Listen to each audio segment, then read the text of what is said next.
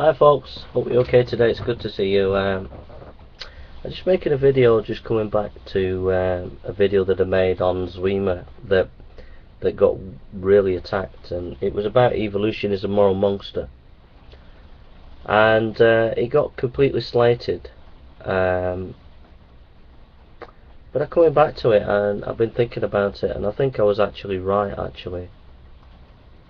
You know, just let's take rape for example. The atheist will say that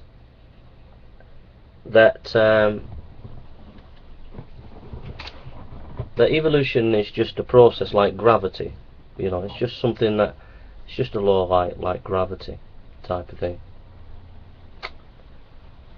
But the problem is that evolution has been moving towards higher forms of life, to higher forms of intelligence. Now, the atheists are not, and the evolutionists are not honest here. They'll say, well, no scientist actually says that. But that's what it is. You know, scientist or not, that's what it is. You know, it's been moving towards higher forms of life, higher intelligence. Now, either evolution knew what it was doing, or it didn't. Let's say evolution didn't know what it was doing, it was just chance or whatever. Well, you're in a moral quagmire there. If evolution didn't have any intelligence, and it was just a process where it just moved forward by natural selection and mutation, whatever, you know, you got massive moral problem there, because rape is not a moral thing. Rape is just part of the process. So when people were being raped 5,000 years ago or 10,000 years ago, your intellectual paradigm, we can't look at that in the past and say that was wrong. We can't even say today that it is wrong from an atheist or evolutionary perspective. It is just something that is part of the process. It's an amoral process. So rape, you know, there's nothing moral about it. If you put some moral perspective on it, it's not an objective morality, it's just your own subjective opinion. If you say culture says it's wrong, yeah, but it's only that particular culture. It's not wrong objectively speaking at all times, in all history. And your own system deconstructs itself because it's an amoral system, evolution. So therefore, when rape was going on 20,000 years ago, however long you want to go back, 80,000 years ago, it wasn't morally wrong, because evolution's an amoral system. So you got an amoral system that produced rape, and that you can't say is wrong because you've got an amoral system. So evolution is a moral monster, because it's allowed a process of rape for thousands and thousands of years, and you can't even call it rape. You can't even, as an evolutionist or an atheist, say that it is wrong. And if you do say it's wrong, it's just your own subjective opinion. It's not being consistent with your own evolutionary model.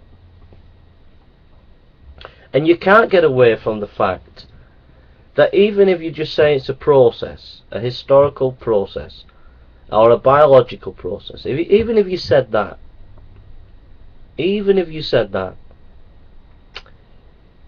can't really get away from the accusation that evolution has an intelligence. That's not an easy accusation to dismiss, actually. And you have tried to dismiss it, but it's not an easy accusation to dismiss. Alright? Because the complexity of a gene shows high degree of intelligence involved in creating a gene.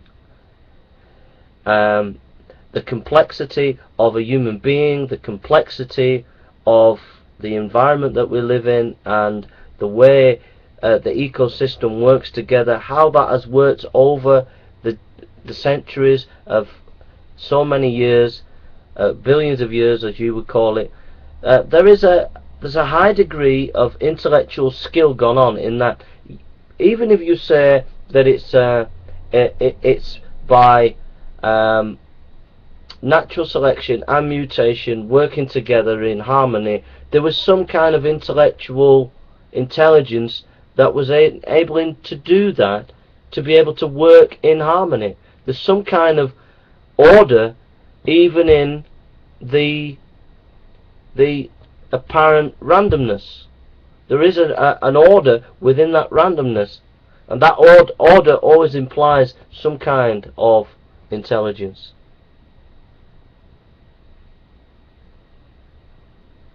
It has to be.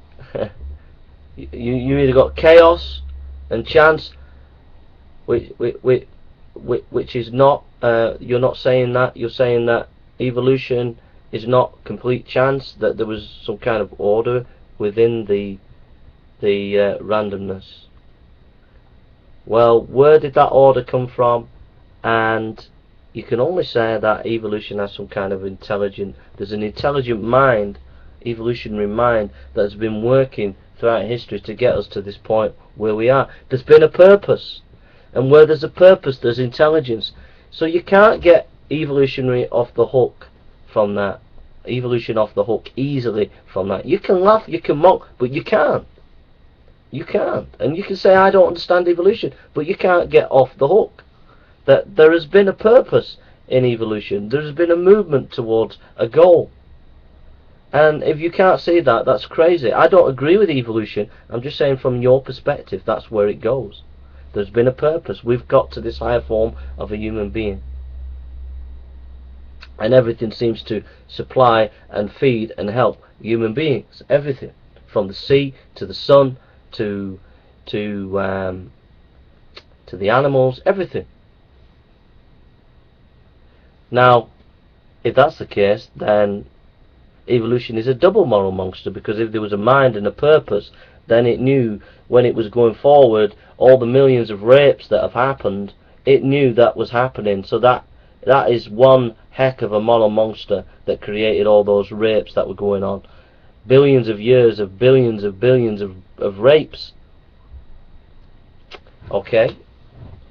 So if you go for no, evolution is not an intelligence, it does not have a mind, and you say no, it's just a process, then evolution is still a moral monster, producing rapes upon rapes upon rapes, and you can't even condemn it as wrong, nor can you ever condemn it today as wrong, objectively speaking, because it's just part of an amoral process.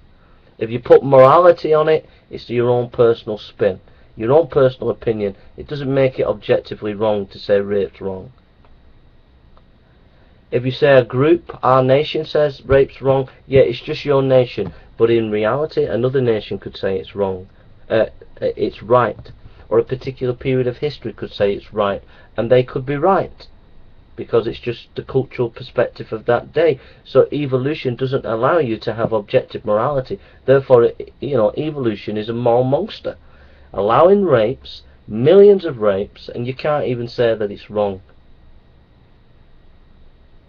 So I stand by my video, and I do think that evolution just doesn't make sense. Evolution is just a joke. It's not science.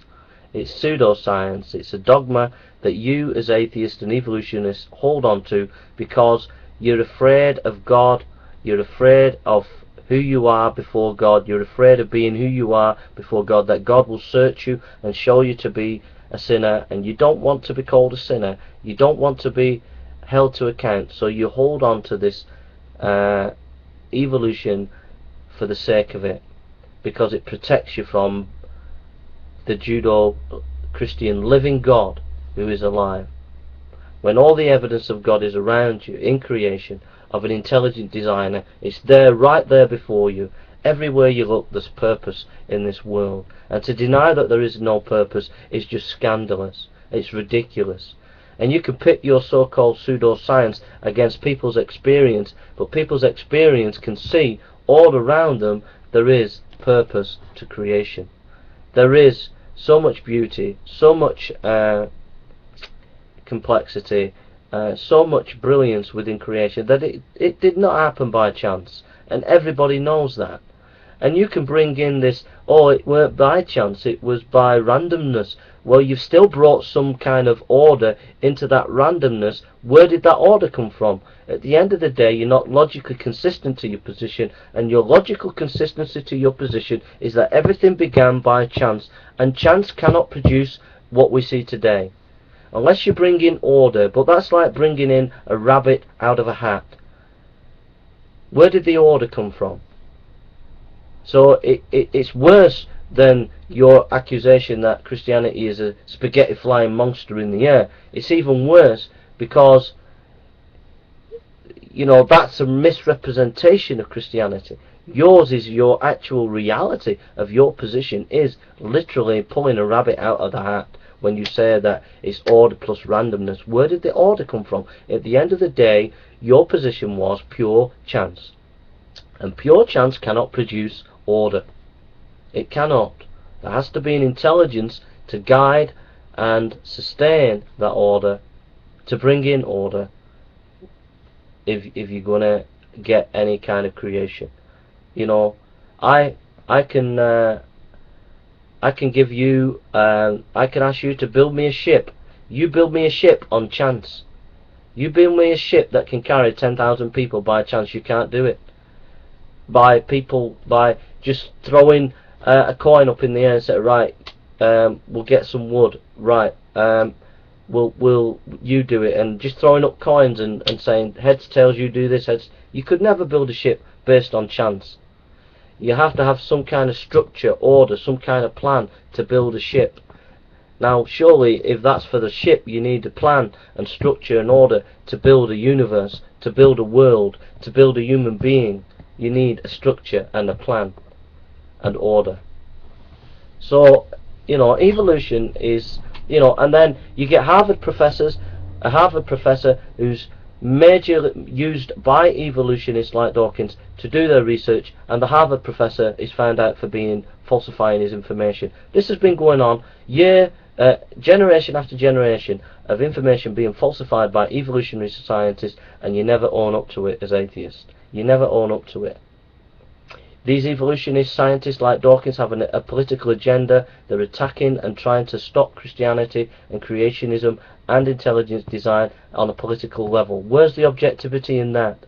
They produce their own intellectual parameters when they're doing research. For example, if you read Dawkins' book, on a couple of his books, he creates his own intellectual parameters that no other scientist uses, but he can do it because he thinks he's the bee's knees, and that he's allowed to do these things because he's got a reputation. He can make the intellectual goalpost and move it wherever he wants,